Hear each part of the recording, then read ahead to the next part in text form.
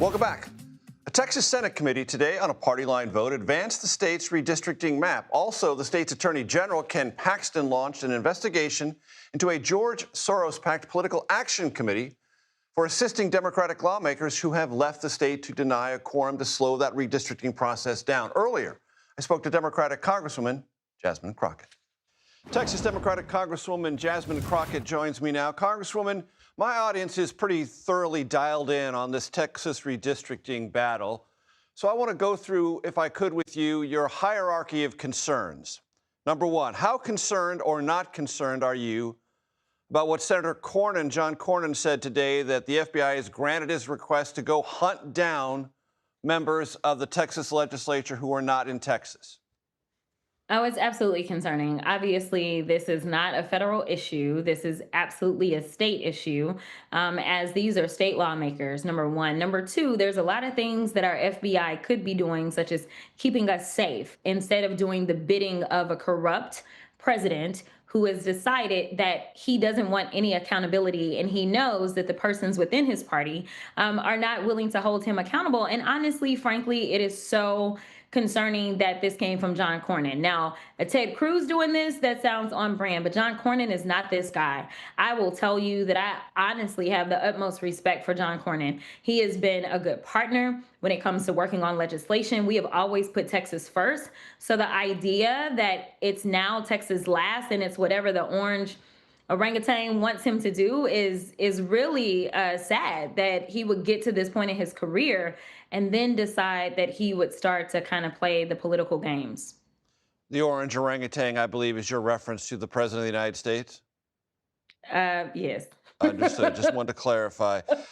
How concerned or not concerned are you, Congresswoman Crockett, about efforts to expel members of the Democratic caucus in the state legislature?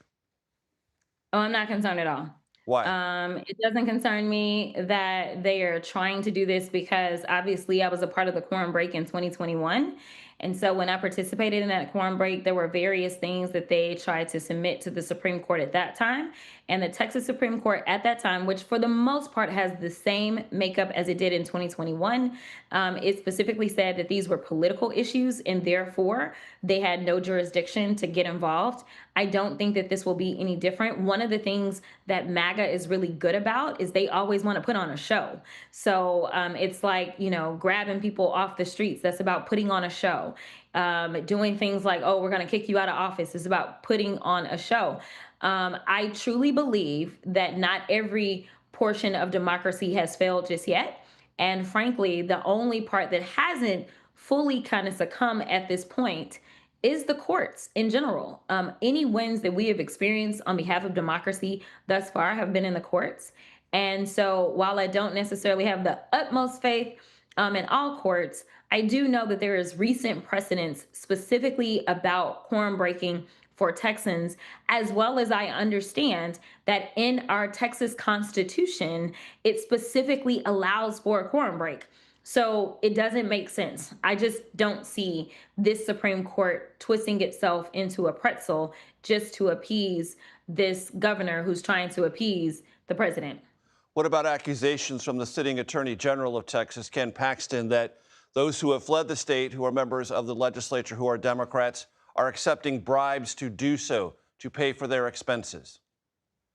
Listen, now I will tell you that he knows a little something about taking money that he's not supposed to take. I mean, if there's anybody that understands breaking the law, it is definitely the one that was under federal investigation for I don't know how many years and was subject to state felony indictments for close to probably 8 years in the state of Texas. But honestly, we've done quorum breaks before. And again, there's never been anyone that even tried to presume or tried to pretend as if this was bribery. Listen, these are people that are out there. They are working on behalf of their constituents. And when we are not in a regular session in Texas, we are allowed to take donations. We are one of the few states that so long as you're in session, regular session, you're not allowed to take any money. And the reason is because literally lobbyists would come on the floor and drop money historically in Texas to try to get their way. So they changed the law. And so there is nothing illegal about what they're doing. People can donate to them and support them in their advocacy and how it is that they believe that they need to represent for their districts.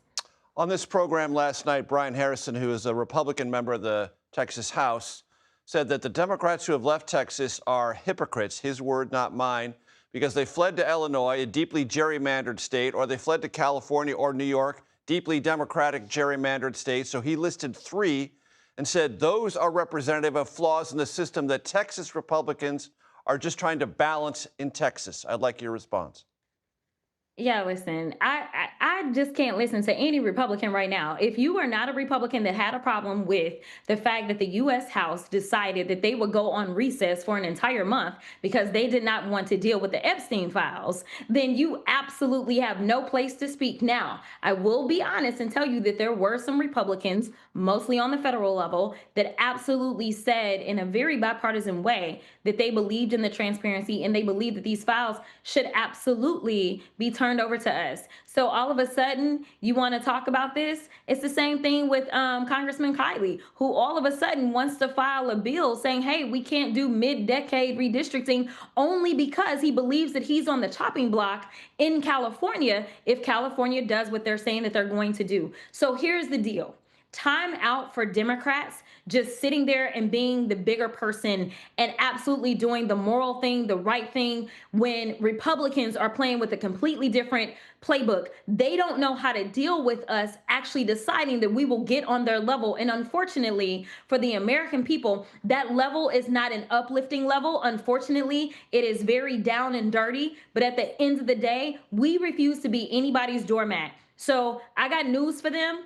I'm not going to let you walk over me, because walking over me means you're walking over and you're stepping on my constituents. And some things are bigger than any titles. And one of those things is absolutely democracy and fighting for it and making sure we do everything to preserve it, even if it means that we got to get in the mud and play the same game that y'all are playing. Congresswoman Crockett, you gained a lot of attention by being a rather fierce critic of the president. Some of your language in this interview suggests as much. Teddy Roosevelt told us to be in the arena means to be scrutinized and to be criticized. The New York Post has a story today that has a headline that reads, "No-show boss from hell who terrorizes staffers," referring to you. Are you a no-show boss from hell who terrorizes staffers? Oh my goodness. Listen, I know that I have arrived, honey. That is the way that I see this. Because as Beyonce says, if they're not talking about you, then obviously you must not be doing anything. You know what? This is just more slander, more nonsense, more lies. And honestly, I don't think that the New York Post would probably be the first ones to be able to figure out if I was a boss from hell. I just don't think so. I have happily served on the state level for I did 2 years there, and now I am at year 2.5 on the federal level. And so 5.5 years in, all of a sudden, I'm this terrible person and terrible boss.